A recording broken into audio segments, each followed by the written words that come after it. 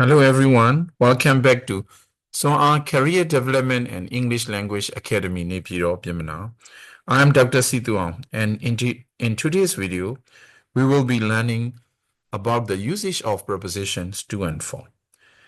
Let's get started and learn how they make your sentences more meaningful. Along Minglava, Sierra Nipiro our Career Development and English Language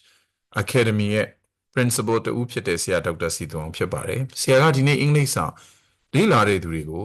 ဆွေးနွေးပို့ချလိုတဲ့အကြောင်းအရာကတော့ preposition နှလုံးဖြစ်တဲ့ to ဆိုတဲ့ preposition နဲ့ for ဆိုတဲ့ preposition ရဲ့အသုံးတွေကိုအင်္ဂလိပ်စာမှာဘယ်လိုတွေသုံးရတယ်ဆိုတာကိုဆွေးနွေးပို့ချမှာဖြစ်ပါတယ်ပထမဆုံးကတော့ to ဆိုတဲ့ preposition ကိုဘယ်မှာသုံးလဲပေါ့နော် number 1က destination မှာသုံးပါတယ် to ကိုအဲ့တော့ဘယ်နေရာတွေမှာသုံးလဲဆိုတာကိုဒီslide မှာရှင်းလင်းပို့ချမှာဖြစ်ပါတယ် destination ကိုပြောတဲ့အခါမှာဆိုတော့ TO2 ကိုပြောပါတယ်ကိုသွားခြင်းတဲ့နေရာပေါ့နော်ကိုရောက်ခြင်းတဲ့ခီးပန်းတိုင်းပေါ့သွားလို့တဲ့နေရာပြောတဲ့အခါမှာ2ကိုသုံးပါတယ် example ကြည့်မယ်ဆိုရင် we are going to London ငါတို့ London သို့သွားမယ်ပေါ့ destination ရဲ့ရှေ့မှာကို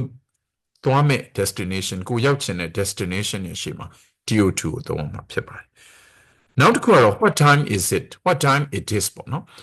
အဲ့တော့ဘယ်ချိန်ရှိပြီလဲလို့ပြောတဲ့အခါမှာလေ TO2 ပြောပါတယ်သူသဖြင့်ဆိုတော့ it's a quarter to 4လို့ပြောတယ် it's a quarter of an hour ဆိုတော့15 minutes ကိုပြောတာ a quarter ဆိုတော့15 minutes ပေါ့နော်15 minute ကိုပြောတာ it's a quarter to 4 2ကိုသုံးနေဆိုတာအဲ့တော့ပြောချင်တဲ့သဘောက4နာရီထိုးဖို့15 minute လိုသေးတယ်ပေါ့နော်4နာရီထိုးဖို့15 minute လိုသေးတယ်ပေါ့အဲ့တော့နာရီတစ်ခုရောက်ဖို့အတွက်15 minute အလို15 မိနစ်အကွာမှာရှိတယ်ဆို TO2 ဆိုတဲ့စကားလုံးကိုသုံးရမှာဖြစ်ပါတယ် It is a quarter to 4လို့ပြောတယ်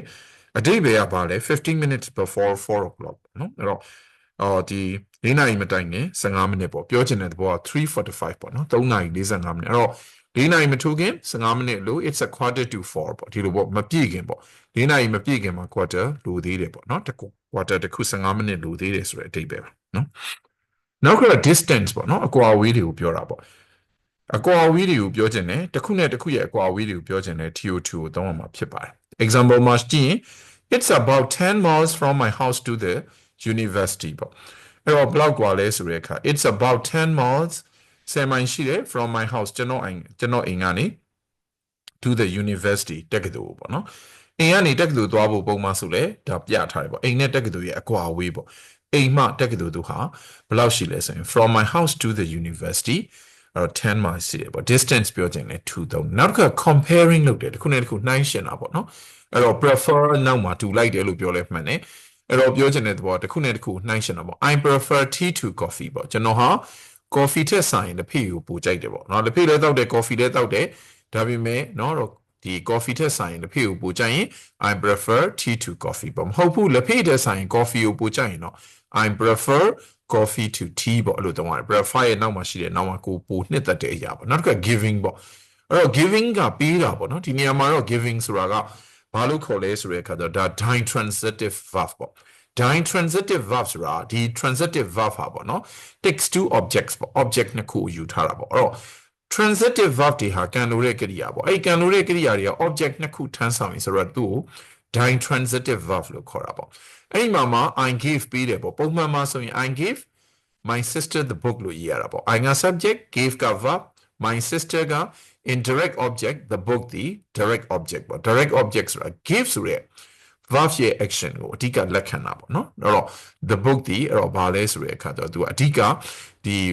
gave လို့ခေါ်တဲ့ main verb ဖြစ်တယ်ditransitive verb ရဲ့ action ကိုတိုက်ရိုက်လက်ခံတာပေးတယ်ဘာကိုပေးလဲစာအုပ်ကိုပေးတယ်ပေါ့နော်အဲ့ဒါမျိုးဆိုတော့ direct object ကိုခေါ်တယ်ပုံမှန်စာကြောင်းမှာရေးရင်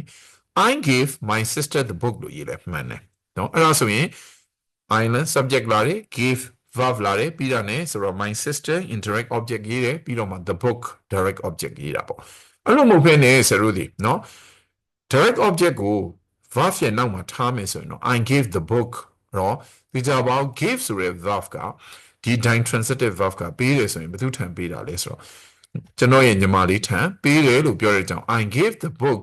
to my sister လို့ခေါ်တယ်เนาะအဲ့တော့ဒီ give ဆိုတဲ့ verb ရဲ့နောက်မှာ direct object ကိုတန်းရင်းရင်တူခံပြီးတော့မှ indirect object ရေးရမှာဖြစ်တယ်။ကြောင့် giving မှာလည်း to သုံးရတယ်ဆိုတာသိဖို့လိုတယ်။ဒါကတော့ ဒါ give တခုတည်းတော့မဟုတ်ဘူး dine transitive verb တွေရှိတယ်အဲ့ dine transitive verb တွေရဲ့နောက်မှာအကယ်၍နော်ဆရာတို့က direct object တန်းလိုက်တယ်ဆိုတော့ indirect object ရှိမှာအားလုံးရဲ့နော် dine transitive verb တူလိုက်တဲ့ verb တွေအကုန်လုံးတော့ထူသုံးရမှာဖြစ်တယ်နောက်တစ်ခုက motive or reason ပေါ့နော် motive လုပ်တယ်ဆိုတာအကြောင်းရင်းပေါ့ reason ကလည်းအကြောင်းရင်းအကြောင်းပြချက်ပဲ motive ဆိုတာအကြောင်းရင်းစေ့စော်မှုတနည်းအားဖြင့်ရည်ရွယ်ချက်ပေါ့ purpose ပေါ့နော်အဲ့ဒါမျိုးတွေပြောချင်တယ်ဆိုရင်အဲ့တော့ကိုယ့်ရဲ့ရည်ရွယ်ချက်ပေါ့ဘာလုပ်ဖို့နော်ဘာအတွက်ကြောင့်ပေါ့နော်အဲ့ဒါမျိုးတွေပြောချင် to plus infinitive သုံးတယ်ပေါ့နော် with verb နဲ့ I came here ငါဒီကိုလာတယ် to see you နင့်ကိုတွေ့ဖို့ရန်လာတယ်ဒါဟာကိုဒီကိုလာတဲ့အကြောင်းရင်းပေါ့ကိုဒီကိုလာတဲ့အကြောင်းရင်းကိုဒီကိုလာတဲ့စေ့စော်မှုကိုဒီကိုလာတဲ့ရည်ရွယ်ချက်အဲ့ဒါမျိုးတွေပြောရင် motive for reason ဆိုရင်လည်းဆိုတော့ to plus infinitive နဲ့သုံးမှာဖြစ်တယ်နောက်တစ်ခုက function ပေါ့ function ဆိုလည်းဒီလိုပဲ with verb ပေါ့နော်အဲ့တော့ဆိုတော့ to FOM form နဲ့သုံးတယ်ပေါ့နော်အဲ့တော့ to form ဆို to plus infinitive နဲ့သုံးတယ်ဒီလိုပဲ function ဆိုတာလေလူတွေရဲ့ motive or reason ဆိုတာတော့များသောအားဖြင့်ဒါလူတွေရဲ့ပေါ့နော် person ရဲ့ရည်ရွယ်ချက်ပေါ့ person ရဲ့စေ့စော်မှုပေါ့လူတွေရဲ့အကြောင်းပြချက်ကိုပြောတာပေါ့function ဆိုတော့အရာဝတ္ထုတွေရဲ့လုပ်ငန်းတာဝန်ပေါ့အရာဝတ္ထုတွေရဲ့လုပ်ငန်းတာဝန်အကြောင်းကိုပြောရင် things တွေရဲ့လုပ်ငန်းတာဝန်ကိုပြောရင်ဆိုတော့ to plus infinitive နဲ့ပြောရတယ်ပေါ့နော်ဒီနေရာမှာဆို a colander is a perforated bowl or used to drain the cooking water from foods colander ဆိုတာကစကားပေါ့လေအဲ့တော့စကားဖြစ်တယ်ပေါ့စကားဆိုတာအဲ့တော့ perforated bowl လို့ပြောတာပေါ့နော်အဲ့တော့ perforated bowl ဆိုတာအပေါက်တွေပါတဲ့ခွက်ပေါ့နော်အပေါက်တွေပါတဲ့ခွက်ဖြစ်တယ်သူ့ကို use သုံးတယ်ဘာလို့ဖို့သုံးတာလဲပေါ့နော်ဒါကို to drink the cooking water အဲ့တော့ဒါဘာလဲဆိုတဲ့အခါကျတော့ရေတွေပေါ့နော်ဒါရေဆေးလိုက်တယ်ဆိုလို့ရှိရင်ဥမာစကားထဲမှာဟိုရွက်တွေဆေးတယ်ဆိုရင်ရွက်က food ပေါ့နော်အဲ့တော့ food ထဲမှာရှိတဲ့ရေတွေပြောင်းသွားဖို့ပေါ့ဆန်ဆေးတယ်ဆိုရင်လည်းဆန်က food ပေါ့အဲ့ဒါဆိုရင် cooking water တွေဟာဒီစကားတွေကနေထွက်ကျသွားပြီးတော့စီးဆင်းသွားစီရင်အလုံငါပေါ့နော်ဆရာတို့ကဘာလို့သုံးလဲဆိုတဲ့အခါကျတော့ဒီ colander လို့ခေါ်တဲ့ရေစစ်စကားကိုသုံးတယ်ပေါ့ဒါဟာရေစစ်စကားရဲ့ဘာကိုပြောလဲဆိုတော့သူ့ရဲ့ function ကိုပြောတာပေါ့အဲ့လိုပြောချင်လဲဆိုတော့ TO2 ကိုသုံးတယ်နောက်တစ်ခုက for ဘယ်မှာသုံးလဲဆိုတဲ့အခါကျတော့ for benefits ပေါ့နော်အဲ့တော့ benefits ကောင်းကျိုးတွေပေါ့နော်ကောင်းကျိုးတွေကိုပြောချင်တဲ့အခါမှာ for ကိုသုံးတယ်အဲ့တော့ good ရဲ့နောက်က for လိုက်တယ်ဒါ good မှာလည်းဆရာသင်ဘူးတယ်နော်အဲ့တော့မိမိတို့ benefits တွေရှိတယ်အဲ့တော့ကောင်းကျိုးတွေရှိတယ်ဆိုရင်ဆိုတော့ for သုံးတယ် fruits and vegetables contain many vitamins and minerals that are good for your health နော် fruits and vegetables တည်တည်တွေနဲ့ဟင်းသီးဟင်းရွက်တွေမှာအများစွာသော vitamins နော်အဲ့တော့သက်ဆောင်သက်တွေသက်ထုသက်တွေပါတယ်that are good အဲ့ဒါတွေဟာဆိုလို့ရှိရင်မင်းရဲ့ကျန်းမာရေးအတွက်ကောင်းတယ်ပေါ့ဒါဟာမင်းကျန်းမာရေးအတွက်အကျိုးကျေးဇူးရှိတယ်ပေါ့အဲ့လိုမျိုး benefit ဖြစ်တယ်ဆို good နောက်က for လိုက်တယ်ပေါ့နော်ဒါ solution ဆိုတော့ for သုံးတယ်နော် for ဆိုတဲ့ preposition ကိုသုံးတာနောက် period of time ပေါ့နော်ကာလပေါ့ကာလတစ်ခုရည်ညွှန်းတာပေါ့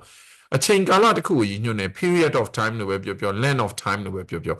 ကာလတစ်ခုကိုရည်ညွှန်းနေဆိုရင်အဲ့ဒီကာလကိုဆိုတော့အဲ့ကာလရဲ့ရှေ့မှာ for သုံးရတယ်အများသောအားဖြင့်ဆိုတော့ perfect tense တွေနဲ့အများသောအားဖြင့်သုံးတယ်ပေါ့ကျန်တဲ့ tense တွေနဲ့လည်းသုံးတာလည်းရှိတယ်ဒါပေမဲ့ perfect နဲ့သုံးနေဆိုရင်တော့ဒါဟာအတိတ်နဲ့ပြစ္ဆုတ်ပံကိုဆက်ပေးနေတဲ့ကာလတစ်ခုကိုဖော်ပြတာပေါ့ they've been living London for 5 years ဆိုတော့သူကလွန်ခဲ့တဲ့9နှစ်ထဲက London မှာနေတယ်အခုအချိန်အထိပေါ့အခုပြောတဲ့အချိန်အထိ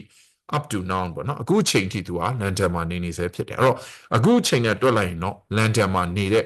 length of time လို့ခေါ်တဲ့ period of time ဟာ5 years ပေါ့နော်9နှစ်ရှိသွားပြီအဲ့ဒါဆိုရင်ဆိုလို့ဒီကြပါ4 plus period of time 4 plus length of time နဲ့သုံးရမှာဖြစ်ပါတယ် they've been living London for 5 years เนาะအဲ့တော့ present perfect continuous tense သုံးတယ်ပေါ့နောက်တစ်ခုက schedule ပေါ့သူကတော့ accents နှစ်ခုရှိတယ် schedule လို့ထွက်လဲမှန်တယ် schedule လို့ထွက်လဲမှန်တယ်ပေါ့နော်အဲ့တော့ schedule တနည်းအားဖြင့် schedule ပေါ့နော်အဲ့တော့အစီအစဉ်တွေပေါ့လုပ်ငန်းစဉ်တွေကိုဆွဲတဲ့အခါမှာလဲ for ကိုသုံးတယ်The university set the agenda for the next several years of curriculum ပေါ့နော်သူကဘာလဲဆိုတဲ့အခါကျတော့ university က agenda ကိုချမှတ်တယ်ပေါ့နော် for the next several years of curriculum သင်ယူကိုနောက်ထပ်เนาะနှစ်ပေါင်းများစွာအတွက်ဒါဟာအဲ့တော့သူ့ရဲ့သင်ယူနောက်နှစ်ပေါင်းများစွာအတွက်ဆိုတော့သူ့ရဲ့ schedule ပေါ့ schedule သူ့ရဲ့အစီအစဉ်လုပ်ငန်းစဉ်ကိုချမှတ်တာဖြစ်တဲ့အတွက်ကြောင့် zero က for သုံးတာတွေ့ရနောက်တစ်ခါ agree with ပေါ့သဘောတူတာပေါ့သဘောတူညီတယ်ဆိုရင် for ဆိုတဲ့စကားလုံးကိုသုံးတယ်ဥပမာဖြင့်ဆရာတို့ argumentative essay မှာဆိုရင် for or against ပေါ့နော်အဲ့တော့ for or against ဆိုရင် for ရဲ့သဘောဟာအဲ့ဒီနေရာမှာ agree လို့ပြောတာပေါ့ against ရဲ့သဘောဟာ disagree လို့ပြောတာပေါ့နော်ဒါကြောင့် for ဟာ agree ဆိုတဲ့အဓိပ္ပာယ်လည်းရတယ် are you for or against the use of internet ပေါ့နော် internet သုံးခြင်းကိုနေကသဘောတူမှာလားညင်းမှာလားပေါ့နော်အဲ့တော့ဒါမျိုးသဘောတူခြင်း for ဆိုတဲ့စကားလုံးကိုသုံးလို့ရပါတယ်ညင်းခြင်းတော့ဆိုတော့ against ပေါ့နော်အဲ့ဒီစကားလုံးကိုသုံးရမှာဖြစ်ပါတယ် အဲ့တော့နောက်တစ်ခုကဆိုတော့ for ဘယ်မှာသုံးသေးလဲဆိုတဲ့အခါကျတော့ for ဆိုတော့က something doing something တစ်ခုခုလုပ်တယ်ပေါ့ to help someone ပေါ့တရားကိုကူညီဖို့အဲ့တော့လူတယောက်ကိုကူညီဖို့တစုံတစ်ယောက်ကိုကူညီဖို့တစ်ခုခုလုပ်တဲ့အခါမှာလဲ for ဆိုတဲ့ preposition ကိုသုံးတယ်ပေါ့ could you carry these books for me or example ရေးထားတယ် could you carry ကျေးဇူးပြုပြီးတော့တည်ပေးနိုင်မလားဒီစာအုပ်တွေကို for me ကျွန်တော်အတွက်ပေါ့ကျွန်တော်အတွက်တစ်ခုခုများလုပ်ပေးနိုင်မလားပေါ့နော်အဲ့ဒါကြောင့် doing something to help someone တစ်ခုတယောက်အတွက်နော်တစ်ခုခုလုပ်ပေးခြင်းအဖြစ်တယောက်ကိုကူညီဖို့အတွက်တစ်ခုခုလုပ်ပေးရဆိုလဲ for ကိုသုံးလို့ရတယ်နောက်တစ်ခုကခုန motive or reason ပေါ့နော်အဲ့တော့ motive or reason and motive ဆိုတာခုနလိုပဲလုပ်ရတဲ့အကြောင်းရင်းပေါ့စိတ်ဆောင်မှုရည်ရွယ်ချက်ပေါ့အကြောင်းပြချက်ပေါ့အဲ့ဒါဆိုရင်အခုန to တုံးကလည်း motive or reason သုံးတယ် to မှာတော့ to plus infinitive နဲ့သုံးတယ် for မှာတော့ for plus noun နဲ့သုံးတယ်ပေါ့နော် a person's purpose ပေါ့လူတစ်ယောက်ရဲ့ရည်ရွယ်ချက်ကိုပြောချင်တာပေါ့လူတစ်ယောက်ရဲ့ရည်ရွယ်ချက်ကိုပြောချင်ရင်ဆိုတော့ a person's purpose ကိုပြောရင်ဆိုတော့ဒီအဲ့တော့ motive or reason ဆိုရင်အဲ့ဒါလေးသတိထားဖို့လိုတယ် for plus noun နဲ့သုံးတယ်ပေါ့ let's get together for a drink sometime get together ဆိုတာတငယ်ချင်းနေအဲ့တော့ဒါမှမဟုတ်မိသားစုဝင်တွေချင်းချင်းတွေ့ဆုံပြီးတော့ပေါ့နော်အဲ့တော့အတူတကွကနေပေါ့ဒီအချိန်ကိုဖြုံးတာပေါ့အတူတကွမိသားစုတွေတငယ်ချင်းတွေနဲ့အချိန်တူတူသုံးတာ let's get together for a drink sometime အဲ့တော့ sometimes ဆိုတော့လေကာလတစ်ခုကိုပြောတာပေါ့နော်ကာလတစ်ခုပြောတာ indefinite time ပေါ့တနည်းအားဖြင့်မတိကျသေးတဲ့အချိန်ပေါ့အနာဂတ်မှာပဲဖြစ်ဖြစ်เนาะအတိတ်မှာပဲဖြစ်ဖြစ်ပေါ့နော်အဲ့ဒါမျိုးပြောခြင်း indefinite time in the future or past လို့ပြောတယ် sometime ပေါ့နော်ဒီလိုခွဲသုံးတယ်ဟိုadverb ဖြစ်တဲ့ sometimes နဲ့တော့သူကမတူဘူးပေါ့ဒီကွာခြားတာတွေကနောက်ဗီဒီယိုတွေမှာဆရာရှင်းပြမှာဖြစ်တယ်အဲ့တော့ sometime လို့ပြောငါတို့ပေါ့နော်အချိန်တစ်ခုလောက်ပေါ့နော်အတူတူတွေတောက်ဖို့သွားကြစို့ပေါ့နော်တောက်ဖို့တွေ့ကြစို့ပေါ့ဒီလိုမျိုးပြောတာဖြစ်တယ်အဲ့တော့ငါတို့တကယ်ချင်းနေတော့တစ်ချိန်ချိန်မှာအတူတူသွားတောက်ဖို့တွေ့ကြစို့เนาะတစ်ခုသွားတောက်အောင်ချိန်တစ်ခုမှာပေါ့နော်ဒါမျိုးပြောချင်တာဖြစ်တယ်အဲ့တော့ဒီနေရာမှာဆရာတို့ဒီအဲ့တော့ငါတို့တွေဟာ get together လုပ်တယ်အဲ့တော့တွေ့ကြမယ်ဘာအတွက်တွေ့မှာလဲ for a drink เนาะတောက်ဖို့အတွက်တွေ့မယ်တစ်ချိန်ချိန်မှာပေါ့ဒါဟာလူတစ်ယောက်ရဲ့ပေါ့နော်ငါတို့တွေရဲ့ဘာလဲဆိုတော့ a person's purpose တနည်းအားဖြင့် motive or reason ပေါ့တွေ့ရတဲ့အကြောင်းရင်းပေါ့တွေ့ရတဲ့ရည်ရွယ်ချက်ဖြစ်တယ်ပေါ့နောက်တစ်ခုကfunction တွေပြောတဲ့အခါမှာပေါ့ motive or reason ကတော့ to မှာလည်းသုံးလို့ရတယ် to infinitive ပဲเนาะအဲ့တော့ motive or reason ဆိုတာလူတွေရဲ့ရည်ရွယ်ချက်ပေါ့ to မှာတော့လည်းဆရာပြောခဲ့တယ် to infinitive ဟာလူတွေရဲ့ motive or reason ပေါ့ to မှာလည်းဒီလိုပဲ function of things ပေါ့နော်အရာဝတ္ထုတစ်ခုရဲ့ function ပေါ့အဲ့ဒါဆိုရင်လည်း to မှာလည်း to plus infinitive ပဲသုံးတယ်ပေါ့ခုန0ရှေ့မှာပြန်ကြည့်ရင်တွေ့လိမ့်မယ် calendar နဲ့ဥပမာပေးသွားတယ်အခုဒီမှာ for ကလည်းဒီလိုပဲ function of a thing ပေါ့ the purpose or function of a thing ပေါ့အရာဝတ္ထုတစ်ခုရဲ့ပေါ့နော်ရည်ရွယ်ချက်တနည်းအားဖြင့်အရာဝတ္ထုတစ်ခုရဲ့လုပ်ငန်းတာဝန်ကိုပြောချင်ရင်လည်း for သုံးလို့ရတယ်ဒါပေမဲ့ကွာတာကလူရဲ့ရည်ရွယ်ချက်လူတွေရဲ့အကြောင်းပြချက်လူတွေရဲ့စိတ်စော်မှုလူတွေရဲ့အကြောင်းရင်းကိုပြောချင် for ရဲ့နောက်မှာ noun ပဲလိုက်တယ်အရာဝတ္ထုတစ်ခုရဲ့ရည်ရွယ်ချက်အရာဝတ္ထုတစ်ခုရဲ့လုပ်ငန်းတာဝန်လို့ပြောချင်ရင် for ရဲ့နောက်မှာ ing form လိုက်တယ်ဆိုတာသိဖို့လိုတယ် we use this knife for cutting bread ပေါ့ငါတို့ကဒီဓာတ်ကိုသုံးတယ်အဲ့တော့ပါမုတ်တွေလှီးဖြတ်ဖို့ပေါ့ဒါဆိုရင်ဓာတ်ရဲ့ purpose ပေါ့ဓာတ်ရဲ့ function ဟာဘာလဲနော်ဓာတ်ရဲ့ purpose ဓာတ်ရဲ့ function ဒီဘာမို့လှီးဖြည့်ရင်ဖြစ်တဲ့ကြောင့် for cut bread လို့ပြောလို့မရအောင် for cutting bread ပေါ့ပေါ်စာကြောင်းမှာလေငါတို့တွေအတူတူတွေ့ကြမယ်ဘာအတွက်လဲနော်ငါတို့တစ်ခုခုတောက်ဖို့ပေါ့ငါတို့အတူတူသွားတောက်ကြဖို့ဆိုတော့ for drinking လို့သုံးလို့မရအောင်အဲ့နေရာမှာလူရဲ့ motive or reason ဖြစ်တဲ့အတွက်ကြောင့်အဲ့နေရာမှာ for a drink လို့သုံးမှာမှန်ပါမယ်နော်အဲ့ဒါလေးကိုအထူးဂရုစိုက်ဖို့လိုပါတယ် learner state အနေနဲ့ပေါ့ဒါကြောင့် to နဲ့ for ကိုဒီမှာပြန်ပြီးတော့ဆရာတို့နှစ်ချုပ်ခြင်း to ဟာအမြဲတမ်းဆရာတို့ဒီသူ preposition အနေနဲ့ဆရာတို့သုံးမယ် is always with a verb ပေါ့နော်ဒီ motive or reason ကိုပြောရင်ပြောတာနော် motive or reason တွေ to နဲ့ for ကို can be used သုံးနိုင်တယ် to နဲ့ for သုံးနိုင်တယ် for a motive or reason ပေါ့ခုနပြောသလိုအကြောင်းရင်းတွေရည်ရွယ်ချက်တွေပြောတဲ့အခါမှာ to လဲသုံးလို့ရတယ် for လဲသုံးလို့ရတယ်အဲ့တော့အကြောင်းရင်းတွေရည်ရွယ်ချက်တွေပြောတဲ့အခါမှာ to ရဲ့နောက်မှာအမြဲတမ်း verb လိုက်တယ်ပေါ့နော် to ရဲ့နောက်မှာအမြဲတမ်း infinitive verb လိုက်တယ်ဆရာပြောတာနော်ဒီနေရာမှာ to နောက်မှာဘယ်တော့ဖြစ်ဖြစ် infinitive verb လိုက်တယ်လို့ပြောတာမဟုတ်ဘူး to ကိုလူတစ်ယောက်ရဲ့ motive တွေ reason ပေါ့လူတွေရဲ့ motive တွေ reason တွေပြောရင် to ရဲ့နောက်မှာအဲ့တော့ဆရာတို့ဒီ infinitive verb လိုက်တယ်လူတွေရဲ့ motive တွေ reason တွေပြောရဲ့နောက်မှာ for လေးသုံးလို့ရတယ် for ရဲ့နောက်မှာဆို noun လိုက်တယ်ပေါ့နော်အဲ့ဒါကိုပြော to ရဲ့နောက်မှာ verb ing လိုက်တဲ့အခြေအနေတွေလည်းရှိတယ်ဒါမှာ I am looking forward to ဆိုရင် to see you မဟုတ်ဘူး to seeing you ပေါ့နော်ဒါကျတော့ to ဒီအဲ့နေရာမှာ preposition ဖြစ်တယ် ဒါကြောင့်နောက်ကနေ ing လိုက်တယ်အဲ့လိုကိစ္စတွေရှိတယ်ပေါ့နော်ဒါကဆရာက motive or reason use အတွက်ပဲဆရာကဆွေးနွေးပို့ချတာဖြစ်တယ်လူတစ်ယောက်ရဲ့လူတွေရဲ့နော် motive or reason တခုခုလုပ်ရတဲ့အကြောင်းရင်းရည်ရွယ်ချက်တွေပြောရင် to နောက်မှာအမြဲတမ်း infinitive verb လိုက်ပြီး for ရဲ့နောက်မှာ noun သီးသန့်လိုက်ရနှစ်ခုလုံးသုံးလို့ရတယ်